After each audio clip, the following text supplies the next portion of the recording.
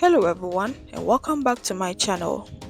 In today's video, I'll be taking you through the process of making date syrup. For this recipe, I'll be using 2 cups of dates, roughly 270 grams. I'll begin by removing the seeds from the dates.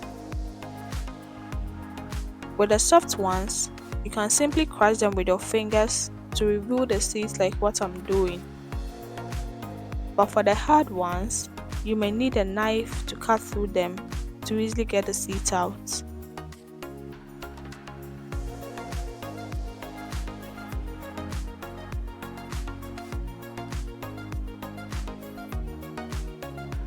You know, dates are very nutritious, high in fiber and a good alternative to sugar, and they also have amazing health benefits.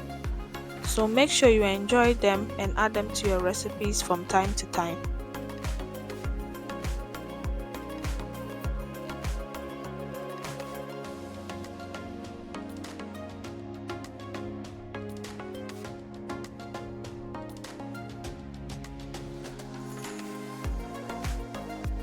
Once the seeds have been completely removed, I'm going to wash them thoroughly to get rid of any dirt.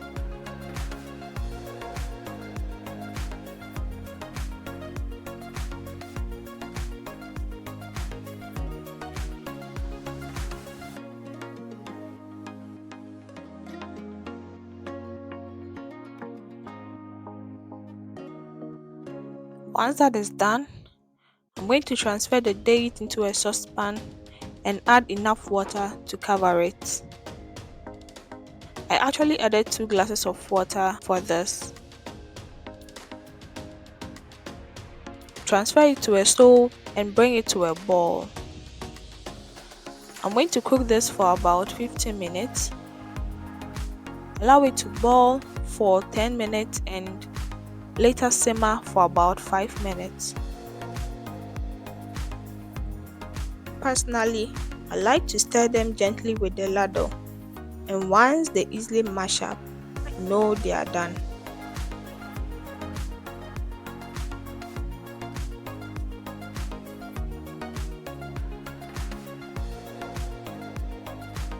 At this point, we are going to transfer it to a blender, add some water to it and blend to a smooth consistency.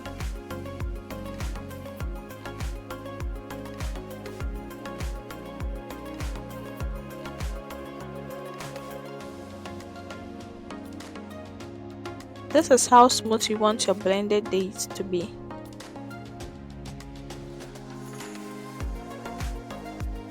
Transfer the blended date into a cheesecloth and begin to strain to separate the liquid from the pulp.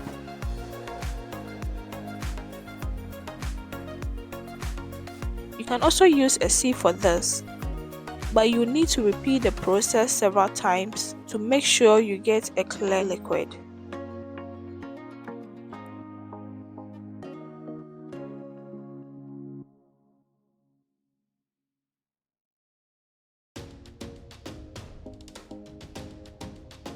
This is the leftover pulp after straining. Make sure you don't throw it away. You can add this to your recipes, and I'll share how I use this in a subsequent video.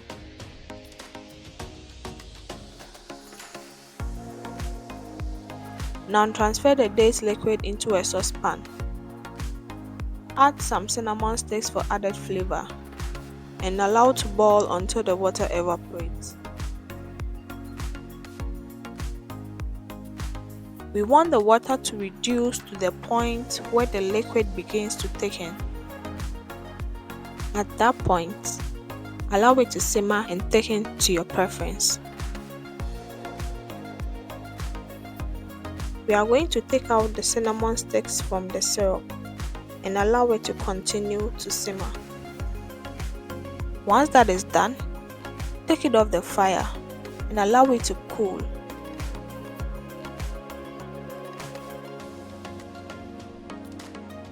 You'll notice your syrup has thickened even further after cooling.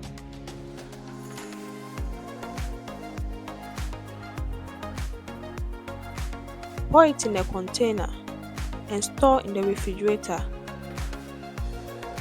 That syrup is good as a sweetener in pancakes, tea, and any recipe that requires sugar.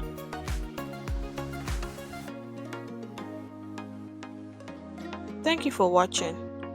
Please subscribe to this channel and see you in my next video. Goodbye.